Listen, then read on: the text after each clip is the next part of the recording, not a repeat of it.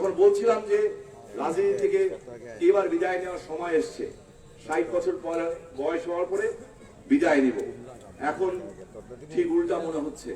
এখন মনে হচ্ছে না, বিদায় তো দূরের কথা, 75-এর 15ই আগস্টের পর যেই শক্তি নিয়ে কাজ শুরু করেছিলাম, 71-এর চেতনা নিয়ে এই অপশক্তিকে শেষ করার জন্য, তাদের বিরুদ্ধে লড়ার জন্য, তার চেয়ে দ্বিগুণ শক্তি নিয়ে এখন আবার মাঠে নামতে হবে। ইনশাল্লাহ আমরা মাঠে নামবো। কিন্তু সমস্যা হচ্ছে একটাই, মনের ভিতরে প্রচন্ড সাহস আছে, মৃত্যুর ভয় অনেক কমে গেছে। কারণ এটা স্বাভাবিক ব্যাপার, একজন 25 বছরের ছেলের জীবন আর একজন 58 বছর মানুষের জীবনে এক হতে পারে না। যার 58 বছর 59 বছর বয়স হয়, সে চিন্তা করে আর 5-10 বছর হয়তো আমি বাঁচতে পারি। যার 65 বছর হয়, সে চিন্তা করে হয়তো আর 5 বছর বাঁচতে পারি। এরপরে তো বার্ডেন হয়ে যায় 70-75 বছর বয়সে।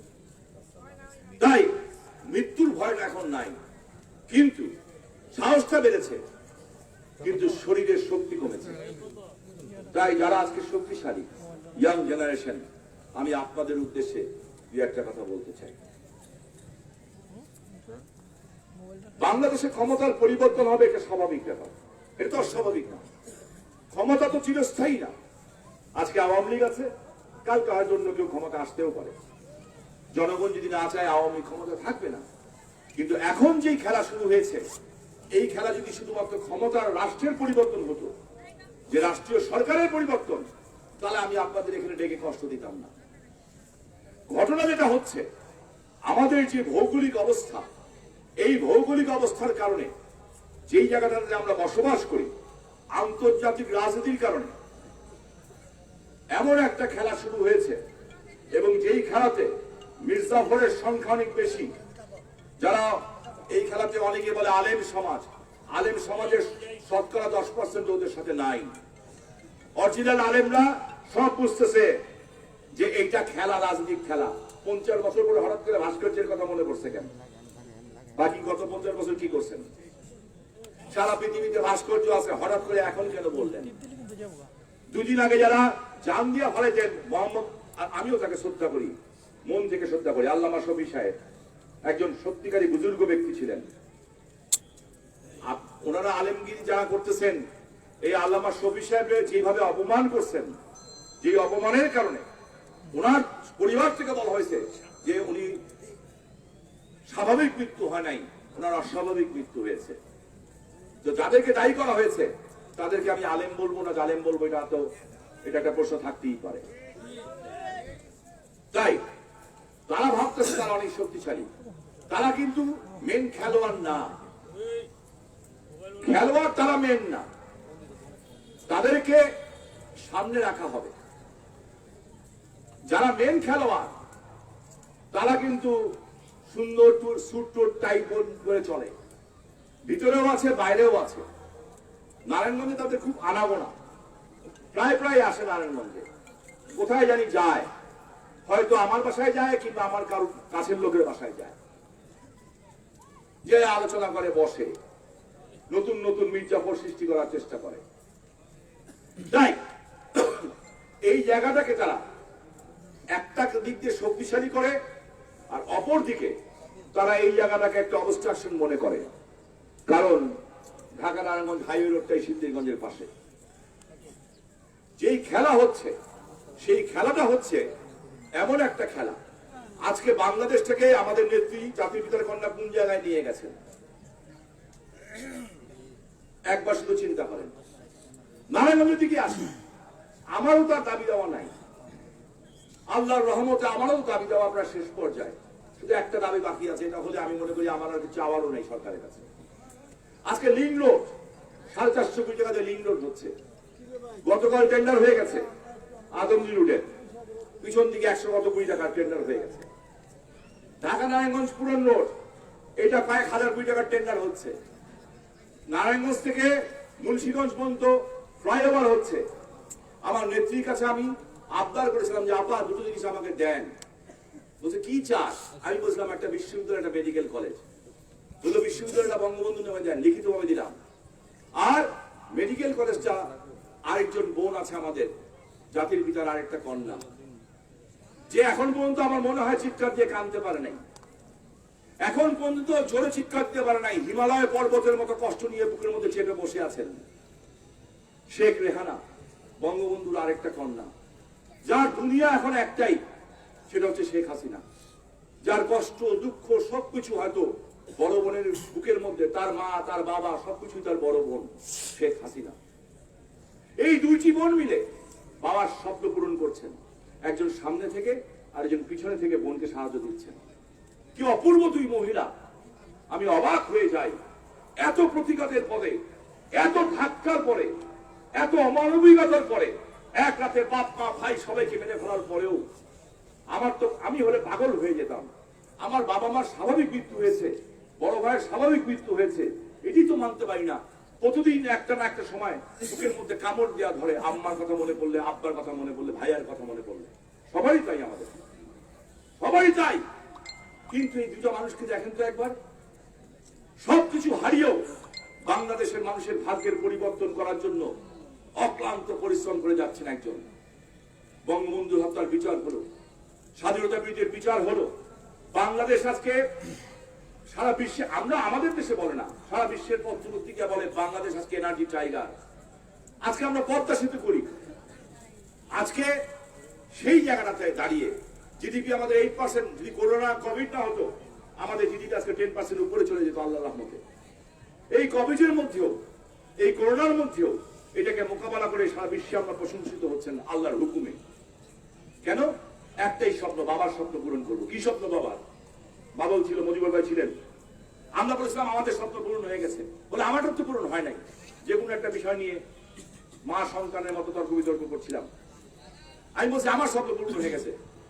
তোমার স্বপ্ন কি? আমি বঙ্গবন্ধু হত্যার বিচার। বলছে আমারটা হয় নাই। আমরা বললাম আপনার স্বপ্ন কি? বলে আমার স্বপ্ন হচ্ছে বঙ্গবন্ধুটি স্বপ্ন দেখেছিলেন বাংলাদেশের প্রত্যেকটা দুঃখী মানুষের পেটে ভাত দেওয়ার জন্য এবং প্রতিটা মানুষের ঘরে ছাদ দেওয়ার জন্য। এদেশের মানুষকে গরিব থাকতে দেওয়া হবে না। এই স্বপ্ন নিয়ে এই মানুষটি আগাচ্ছেন। এই দুটি বোন এই বাজে অবস্থার মধ্যেও তাদের সন্তানদেরকে কিভাবে মানুষ করেছেন একবার দেখেন। সজীবাদের জয় অবশ্যই ব্রিলিয়েন্ট, শুধু না, হার্ভার্ড বিশ্ববিদ্যালয় থেকে পাশ করা। তার মেয়ে, আমি বারবার দেখি এবং অবাক হই, কি লো প্রোফাইলে চলা একটা মানুষ। 1000 দামের কাপড়ও পরে না ঠিক মতো, গণভবনে গেলে যখন দেখি। 1000 টাকা দামের সালোয়ার কামিজও পরে না, মাথা নিচু করে চলে যায়, মাথা নিচু করে চলে আসে। কোনো কিছু নাই যে আমি প্রধানমন্ত্রী মেয়ে। এত শিক্ষিত, এত মার্জিত, এত উচ্চ মর্যাদা সম্পন্ন আমাদের সাইমাওয়াজের পুতুল। আমি অবাক হয়ে দেখি আমাদের রেহানাপার যে সন্তানগুলি তাদের দিকে। তার ছেলে ববি আজকে শুধু এইখানে না, আজকের থেকে 12 বছর আগে, 15 বছর আগে যখন বাচ্চা বয়সে আল জাজিরার মতো টেলিভিশনে যে ইন্টারভিউ দিয়েছিল, সেই ইন্টারভিউ আমি খুব কম মানুষকে দিতে দেখেছি। আরেকজন মেয়ে তার আজকে লন্ডনের মতো জায়গায়, ব্রিটেনের মতো জায়গায় আজকে সংসদ সদস্য হয়েছে। এখানে বাঙালি ভোটার না কিন্তু।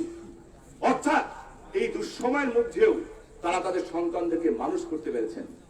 এবং আমি তাদের সাথে কথা বলেছি। আমি আর ওই সময় সজীবাজের জয়, তার ছেলে, আমাকে একটা কথা বলেছিল, শামীম ভাই কখন যে বড় হয়ে গেলাম টের পেলাম না, মায়ের বুকের গরমই পাইলাম না। কখন যে বড় হয়ে গেলাম টের পেলাম না শামীম ভাই।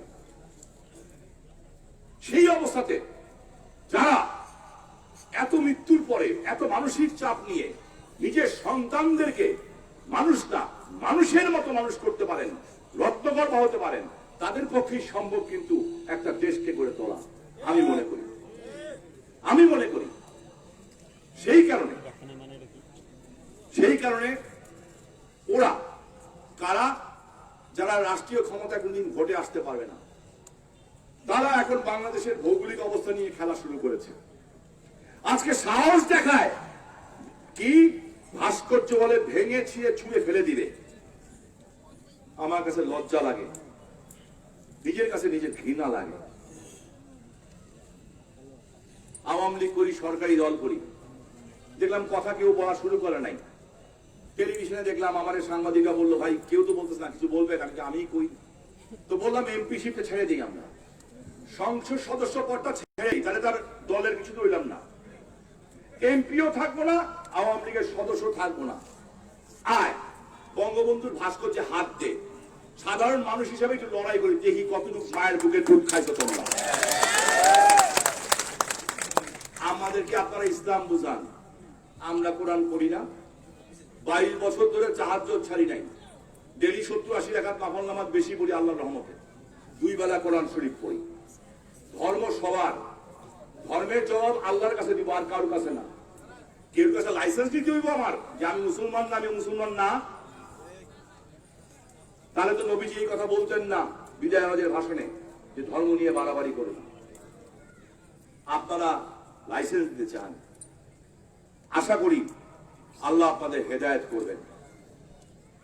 সেইখানে এই শক্তিগুলিকে সাথে নিয়ে একটা শ্রেণী ওরাই যারা মাইনাস করতে চেয়েছিল, আবার -2 না -1 ছিল অ্যাকচুয়ালি, যারা করতে চেয়েছিল আবারও মাঠে নেমেছে। এইবার একটা অন্যরকম খেলা।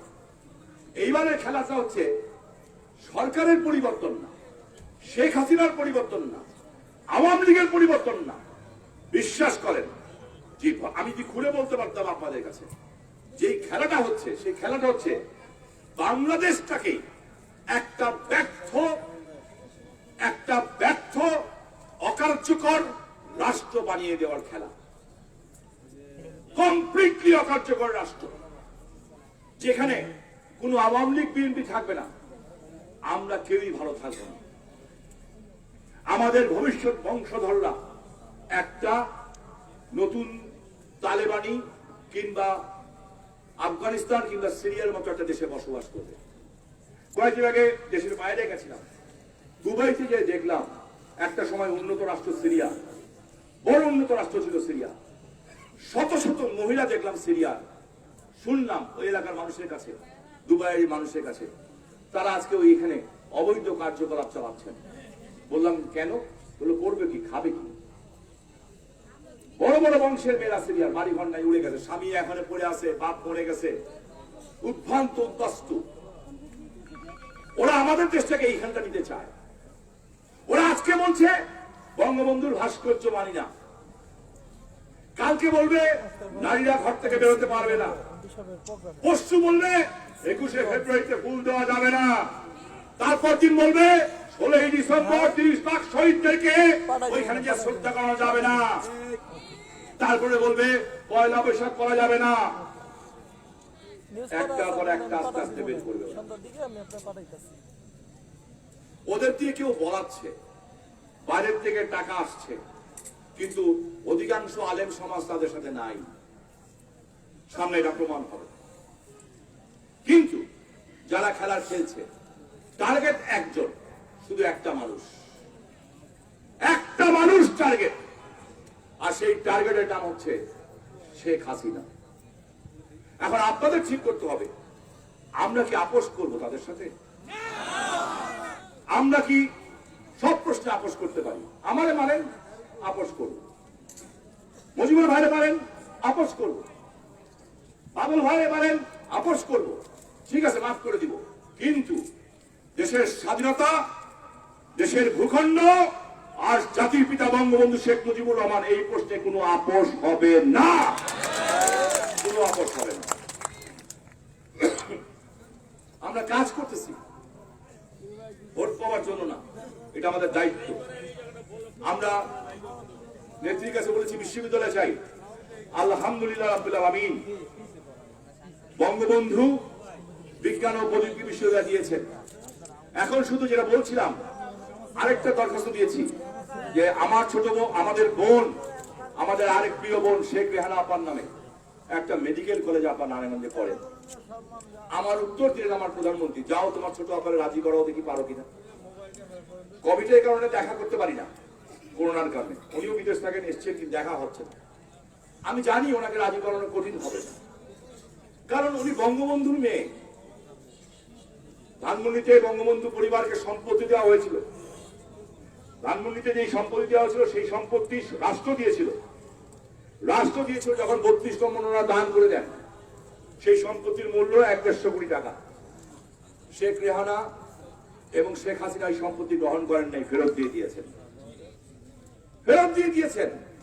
আর অপোজিট সাইডে আরেকজন আছেন খালেদা জিয়া, উনি কি করছেন, ওনার ছেলেরা কি করছেন, ওনারা কি করছেন, এটা তো আপনারা আমার চেয়ে ভালো করে জানেন।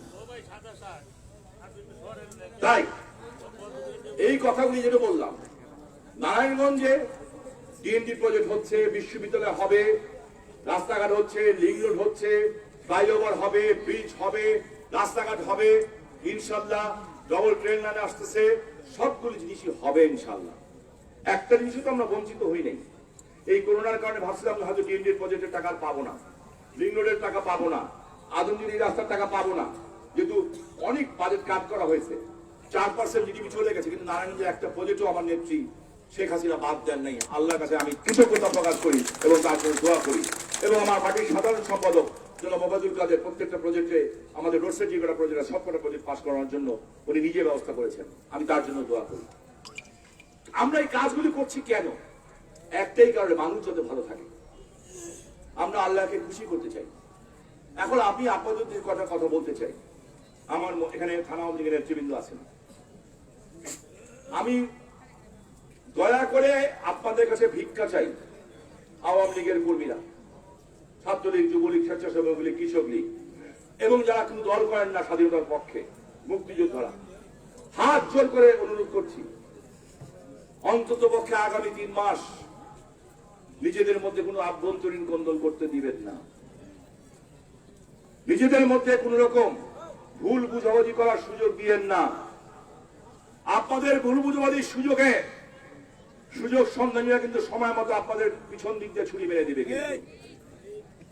এই কাজটা করতে দিয়েন না।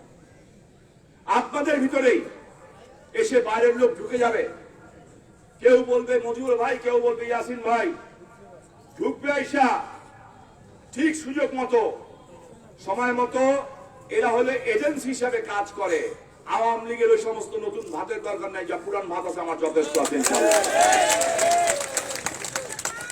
আদর্শ নিয়ে রাজনীতি করতে আসবে, আপত্তি নাই, কিন্তু আমাকে দলে ঢুকে আইসা দলের বদনাম করবে আর আমার নেতাদের মধ্যে লাগাই দিবে, ওই কর্মীদের আমার কিন্তু নজর আছে তাদের প্রতি। আমি কিন্তু ওই এমপি না যে প্রশাসনের উপরে ভরসা করে রাজনীতি করি। আমি মনে করি প্রতিদিন আমি বিরোধী দল। এই কারণে আপনাদের কাছে আমার অনুরোধ থাকবে যে বিশেষ করে আওয়ামী লীগের নেতৃবৃন্দ যারা সিনিয়র আছেন তাদের কাছে, মতিন মামা আছেন, সবাই, অনেকেই আছেন যারা সরাসরি দল করতে চান না, কিন্তু দেশকে ভালোবাসেন, শেখ মুজিবকে ভালোবাসেন, শেখ হাসিনাকে ভালোবাসেন, হয়তো আমাকে ভালোবাসেন না, কিন্তু শেখ হাসিনাকে ভালোবাসেন, নেত্রীকে ভালোবাসেন এবং আওয়ামী লীগকে ভালোবাসেন, কিন্তু আওয়ামী লীগ সরাসরি করবেন না। আমি অনুরোধ করব, রাস্তাঘাট, পুল কালভার্ট, স্কুল কলেজ এগুলি করা যাবে, এগুলি ঠেকবে না ইনশাল্লাহ। কিন্তু মানুষ কি চায়? মানুষ সবচেয়ে বেশি জিনিসটা চায়, আমি শান্তিতে থাকতে চাই। আমি চাই যে আমার বাড়ির কোনার মধ্যে কেউ দাঁড়ায় মাদক খাবে না।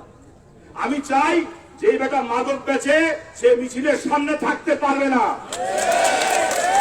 আমি চাই যে আমার জমি আমি কষ্ট করে কিনছি, সেই জমিতে কেউ সাইনবোর্ড লাগাইতে পারবে না। এটাই মানুষ চায়। আর যেহেতু মানুষ এটা চায় যে আমার মেয়ে রাত্রে 1টার সময় দরকার হলে রাস্তা দিয়ে হেরে যাবে, কেউ তার ওড়না ধরে টান দিবে না, এইটা পুলিশের কাজ না। পুলিশ আপনাকে সহযোগিতা করতে পারে, এই কাজ সমাজের ভালো মানুষের। আমি অনুরোধ করব আমার আওয়ামী লীগের নেতাদের কাছে, নিজেরা নেতৃত্ব না রেখে সমাজের ওই ভালো মানুষগুলিকে সামনে নিয়ে আসেন। প্রতিটা ওয়ার্ড পর্যায়ে, কোনো দলীয় না, প্রতিটা ওয়ার্ড পর্যায়ে ভালো মানুষগুলির নেতৃত্ব দিয়ে, ভালো মানুষগুলিকে সামনে রেখে যারা সমাজের জন্য কিছু করতে চান কিন্তু অসহায়বোধ করেন, কেন ভাবেন আবার কেউ বেইজ্জত করে দেয় কিনা, সেই লোকগুলিকে সাহসী করে তোলেন, সেই লোকগুলিকে বুঝান যে আমরা আপনাদের সাথে আছি। শুধু পুরুষ মানুষ না, মহিলা সহ অর্ধেক আমাদের নারী। সেই নারী এবং ছাত্র সমাজ, যুব সমাজ সবাইকে নিয়ে প্রতিটা ওয়ার্ড ভিত্তিক আপনারা পঞ্চায়েত ব্যবস্থা গ্রহণ করেন। ওই পঞ্চায়েতের মাধ্যমে আমরা ওই পঞ্চায়েতকে পরিচালিত করব না, ওই পঞ্চায়েত আমাদেরকে পরিচালিত করবে, আমাদের হুকুম দিবে, এই এলাকায় এইভাবে চলো, এইভাবে কাজ করো। তারা যাকে সার্টিফিকেট দিবে সেই ভালো, আর যারা তাকে সার্টিফিকেট দিবে না সে যত বড় নেতা হোক সে ভালো না। আমি অনুরোধ শুধু আপনাদের জানাই। তাই এটা হচ্ছে লোকাল ব্যাপারে বললাম। জাতীয় ইস্যুতে আসেন। জাতীয় ইস্যুতে যেটা বলছিলাম যে সামনের সময় কিভাবে বলবো আমি ঠিক বুঝাই বলতে পারছি না।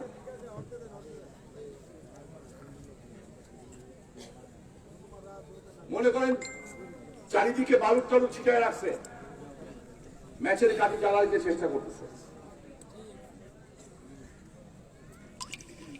হাজার হাজার কোটি টাকা ইনভেস্টমেন্ট হয়ে গেছে। কিভাবে শেখ হাসিনাকে খাওয়া যায়, কিভাবে শেখ হাসিনাকে শেষ করা যায়? কারণ এইকে শেষ করতে না পারলে বাংলাদেশটাকে শেষ করা যাবে না। আমি স্বামী মরে গেলে কিচ্ছু হবে না, বাদলও মরে গেলে কিচ্ছু হবে না। কিন্তু আমি আল্লাহর নামে শপথ করে বলতেছি, আল্লাহকে সাক্ষী রেখে বলতেছি, এই মুহূর্তে যদি আল্লাহ মাফ করুক, যদি জাতির পিতার কন্যা শেখ হাসিনা, উনি এখন আওয়ামী লীগের সম্পদ না, শেখ হাসিনা আওয়ামী লীগের সম্পদ না, শেখ হাসিনা বাংলাদেশের আমার বাচ্চার, আপনার বাচ্চার আগামী দিনের স্বপ্ন, আপনার ভবিষ্যৎ, আমার বাচ্চার ভবিষ্যৎ।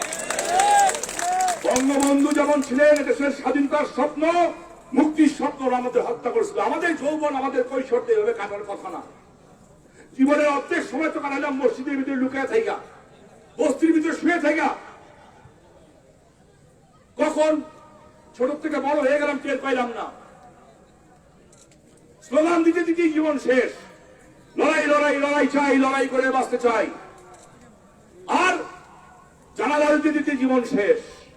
অমুকের জানাজা, অমুকের জানাজা, জানালা দিয়েও লাশ দিয়ে কবরস্থান যেতে পারলাম না। মনিরার পাপ্পুর লাশ এখনো লিং রোডের পারে যে মসজিদ আছে, চাষারা মাজারটার সামনে, ওই কোনার মধ্যে দেখবেন দুটো লাশ দাফন করা আছে। কেন? লাশ নিয়ে যাচ্ছিলাম, আপনারা সবাই ছিলেন সেদিন, মনোরাপা সবাই ছিলেন, আপনারা বড় সিনিয়র যারা আছেন। লাশ নিয়ে যাচ্ছিলাম দলীয় কার্যালয়ে। কেন? সম্মান দেখাবো। লাশের উপরে গুলি করা হলো, ৭৫টা গুলি বার করলাম, ৭৫টা গুলি বার করলাম, ধোয়ানো লাশ, আবার লাশকে ধোয়ানো হলো। কেন? গুলি বাই করতে হলো শরীর থেকে। ভুলে যায় না এগুলি। আর যারা নতুন করে আসছেন, ইয়াং জেনারেশন, যারা এই সংগ্রাম করে, যারা এই পরিশ্রম করে এই দলটা গঠন করেছে, আপনাদের কাজ হচ্ছে তাদেরকে সম্মান করা। ইমামের সামনে যে কোনো নামাজ পড়ার চেষ্টা করেন না, ইমামের পিছে থেকে নামাজ পড়েন, নামাজ কবুল হবে। ইমামের সামনে নামাজ হয় না। আমি কি বলতে চাইছি বুঝছেন? সেই জন্য আমি আপনাদের কাছে অনুরোধ রাখবো, আমি আপনাদের কাছে বেশি কিছু চাই না। তাই আজকে আমার সবচেয়ে প্রিয় জায়গা সিদ্ধিরগঞ্জ থেকে বলি, যে বলছিলাম বারবার, বাদল বলে এই কথা কেন বলো, খোকন শাহ বলে কেন বলো, চন্দন বলে কেন বলো। আরে ভাই টাইম মতো অপশন নিয়ে নিন।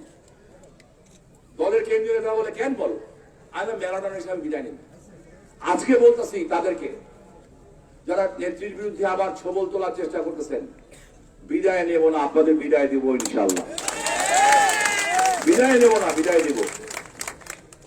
এবং আওয়ামী লীগ যখন নারায়ণগঞ্জ থেকে সৃষ্টি হয়েছে, আপনাদের বিরুদ্ধে যে আন্দোলন, সেই আন্দোলন নারায়ণগঞ্জ থেকেই সৃষ্টি হবে ইনশাল্লাহ।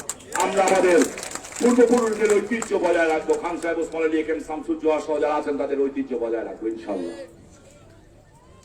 সেই কারণে আমি আপনাদের কাছে অনুরোধ করতে এসেছি, বঙ্গবন্ধুকে নিয়ে কথা বলে, বঙ্গবন্ধুর জন্ম শতবার্ষিকী পালন করি যখন, ওদের কপাল ভালো যে আমাদের ধৈর্য বেড়ে গেছে।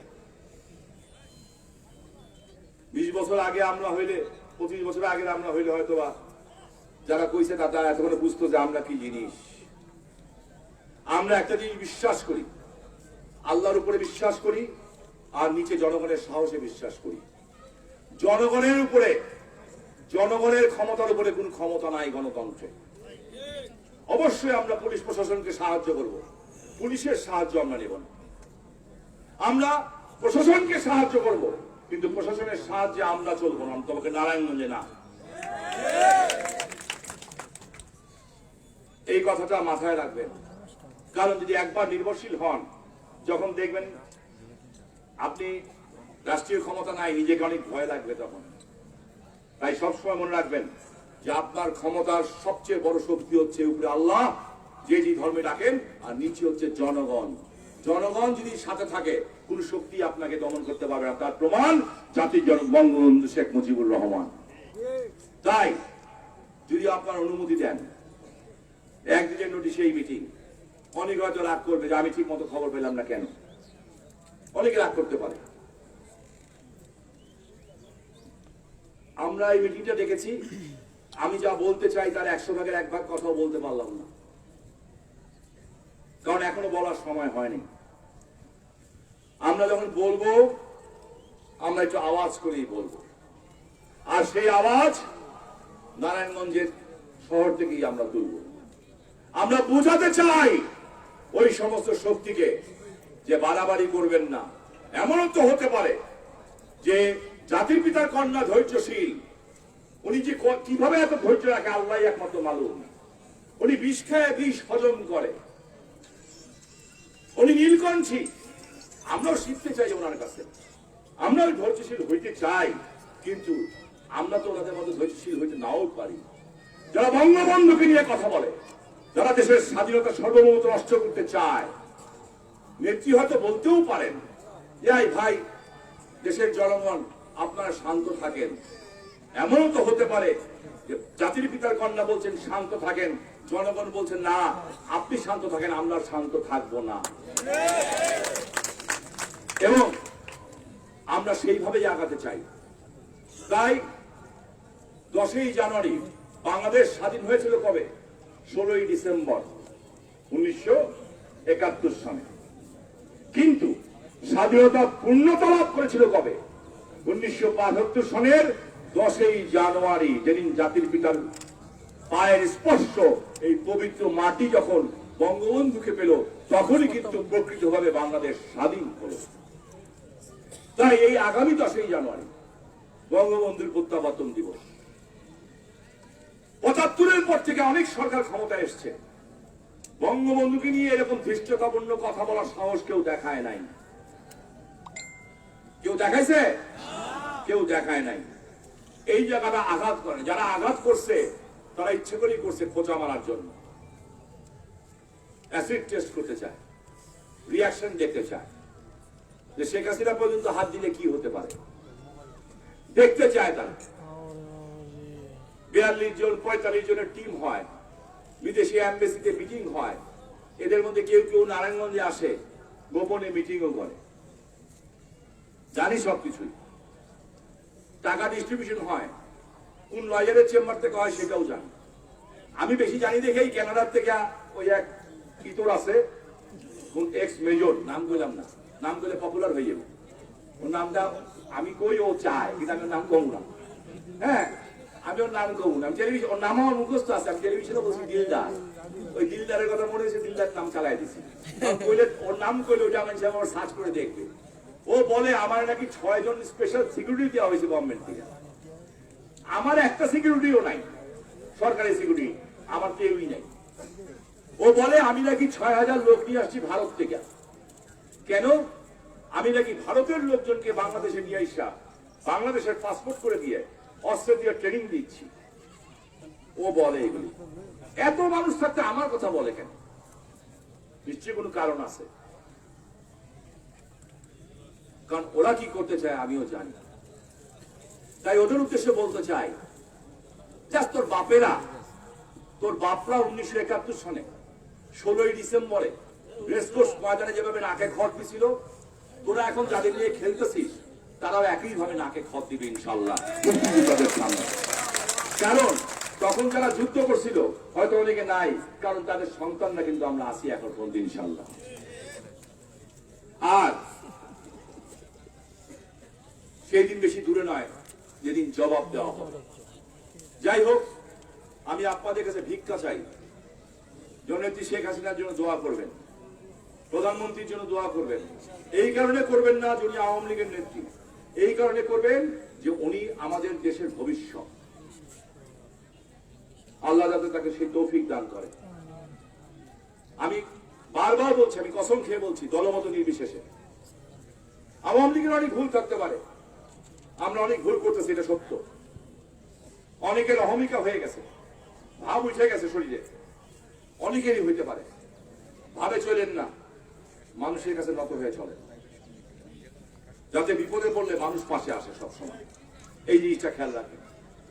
তাই যদি আপনার অনুমতি দেন, তাহলে 10ই জানুয়ারি বঙ্গবন্ধু প্রত্যাবর্তন দিবস ঢাকায় প্রোগ্রাম থাকবে, হয়তো আমাদেরকে ডাকতেও পারে, ডাকতে তো যাইতেই হবে।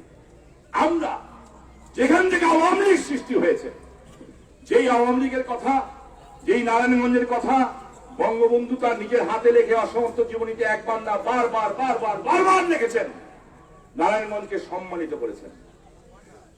6 দফা 69 52 যে নারায়ণগঞ্জ নেতৃত্ব দিয়েছে। চলেন ভাই আরেকবার আমরা একটু আগাই সামনের দিকে। তাই বঙ্গবন্ধুর প্রত্যাবর্তন দিবস 10ই জানুয়ারি উপলক্ষে আশা করি জেলা আওয়ামী লীগ, মহানগর আওয়ামী লীগ সবাইকে নিয়েই নারায়ণগঞ্জে আমরা জনসভা করতে চাই, যদি আপনার অনুমতি দেন। এবং সেই জনসভা লক্ষ লক্ষ লোকের সমাবেশ হবে। যেই সমাবেশ দেখার পরে যারা নেত্রীর বিরুদ্ধে খেলতে চায়, যারা বাংলাদেশের ভূখণ্ড নিয়ে খেলতে চায়, যারা বঙ্গবন্ধু সম্বন্ধে এই দৃশ্যটা দেখাতে চায়, নারায়ণগঞ্জের ওই সমাবেশ থেকে যে আওয়াজ দেওয়া হবে, সেই আওয়াজ যাতে ইথারের মাধ্যমে বাংলাদেশের পঞ্চগড় থেকে তেতুলিয়া পর্যন্ত প্রত্যেকটা কোনায় কোনায় পৌঁছে যায়, সেই সমাবেশ আমাদের করতে হবে ইনশাআল্লাহ। আমি আপনাদের কাছে অন্য কিছু চাই না, আপনারা শুধু একটা দোয়া করবেন আমার জন্য, মৃত্যুর সময় যাতে ভয় না পাই, মৃত্যুর সময় যাতে খুশি মনে যেতে পারি যে আমি আল্লাহকে খুশি করে যাচ্ছি, আর ইমানদার হিসাবে যাইতে পারি।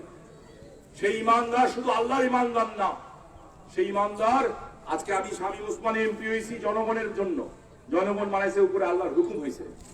তাই জনগণের যে শান্তি, জনগণের যে রাষ্ট্র, জনগণের যে স্বপ্ন, জনগণের যে ভবিষ্যৎ, সেই ভবিষ্যতের জন্য যাতে নিজের জীবনের সর্বশক্তি দিয়ে কাজ করতে পারি, সেইটুকু দোয়া আমি আপনাদের কাছে অনুরোধ করছি, ওইটুকু দোয়া আপনারা আমার জন্য করবেন। তাই এখানে সবাই উপস্থিত আছেন, ছাত্রলীগ যুবলীগরা। আমাদের পরবর্তী সময়েও আমাদের খোকন স্যার আসবেন, বাদল আসবেন, চন্দন আসবে, নিজাম, হেলাল, ওরা আছে, সাজনুরা আছে, ছাত্রলীগ যেগুলো যুবলীগ কেন্দ্র থেকে যারা আছে মহানগরের, ওনারা ওয়ার্ডে ওয়ার্ডে মিটিং করবেন। আমরা নর্মালি ডাকলে কিন্তু একদিনের নোটিশে, 2 দিনের নোটিশে লক্ষ লোকের মিটিং হয়। এত আগের থেকে বলতেছি কেন? আগের থেকে বলতেছি এটা কারণে, মিটিং এর কারণে মিটিং করবেন না। প্রতিটা ওয়ার্ডে ওয়ার্ডে যেই কথাগুলি আমি বলার চেষ্টা করছি আপনারা বুঝতে পারছেন, কিন্তু আপনারাও ঠিক প্রতিটা ওয়ার্ডে ওয়ার্ডে এই কথাগুলি নিয়ে আলোচনা করবেন। আলোচনা করে প্রস্তুত রাখবেন, বঙ্গবন্ধুর এই ভাষণটা মনে রাখবেন, যেটা 71 সনে দিয়েছিল। জাতির পিতা আমাদের উদ্দেশ্য বলেছেন, তোমাদের যা কিছু আছে তাই নিয়ে প্রস্তুত থাকো।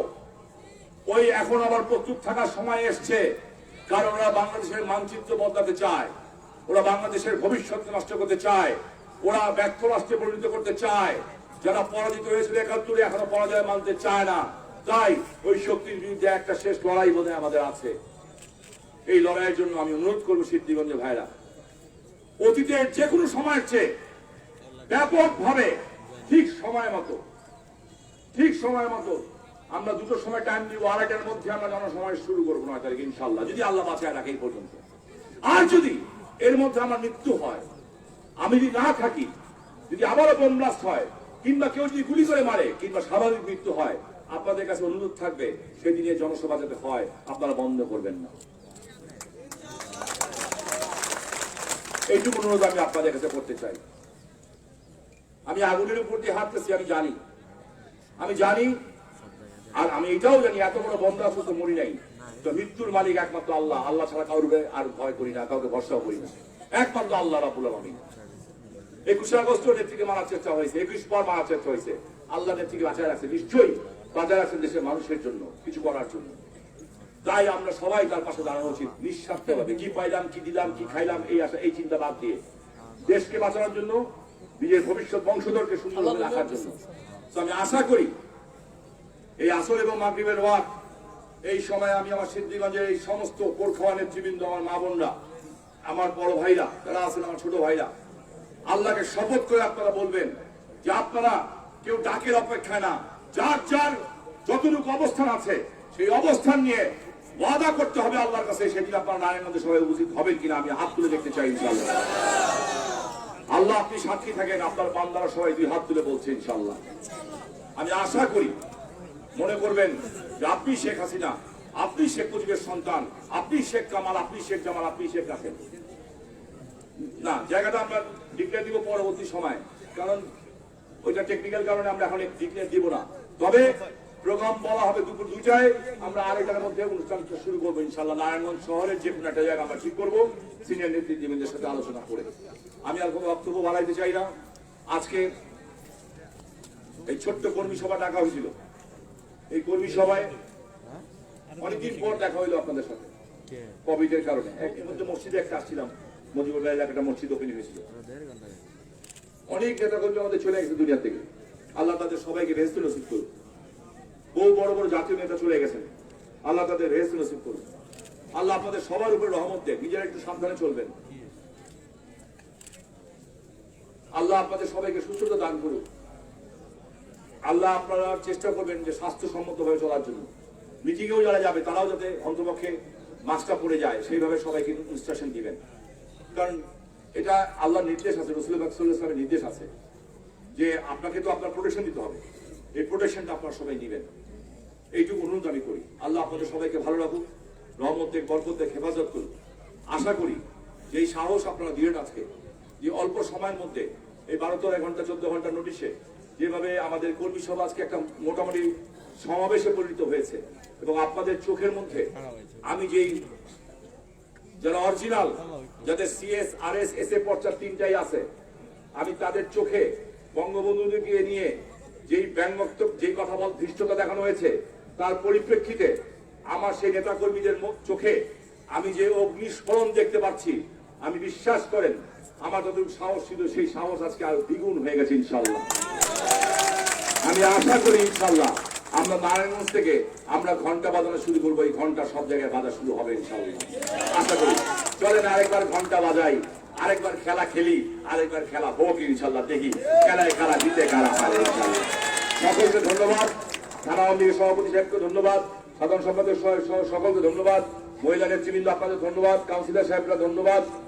এবং আরেকটা জিনিস আমি থানা আওয়ামী লীগের নেতৃবৃন্দকে বলতে চাই, কিছু কিছু এলাকায় আমাদের নিজেদের মধ্যে দ্বন্দ্ব হয়েছে, সেই দ্বন্দ্বের সুযোগে মামলা হয়েছে, সেই মামলাগুলিকে নিয়ে একসাথে বসেন। এই মামলা কিন্তু পরবর্তী সময় গলার কাটা হবে। এই মামলাগুলি গলার কাটা হবে। প্রশাসনকে সহযোগিতা করেন, খারাপ লোক কারা তাদের নাম আইডেন্টিফাইড করেন, সে যেই দলের হোক না কেন, কোনো ছাড় দেওয়া হবে না। ভালো লোকগুলি একসাথে হন, ভালো মানুষগুলি একসাথে হন। আমি আশা করি নারী সমাজ আপনারা এগিয়ে আসেন এবং নিজেদের মধ্যে কোনো বিভেদ রাখবেন না। অন্তপক্ষে আমি হাত জোর করে বলতেছি, আমি নির্দিষ্টভাবে বলতে হাত জোর করে বলতেছি, এরপরে করেন আমার আপত্তি নাই। আগামী মাস পর্যন্ত আপনারা সবাই এক থাকবেন, আগামী মাস পর্যন্ত এক থাকবেন, এই যে আপনাদের কাছে আমার অনুরোধ।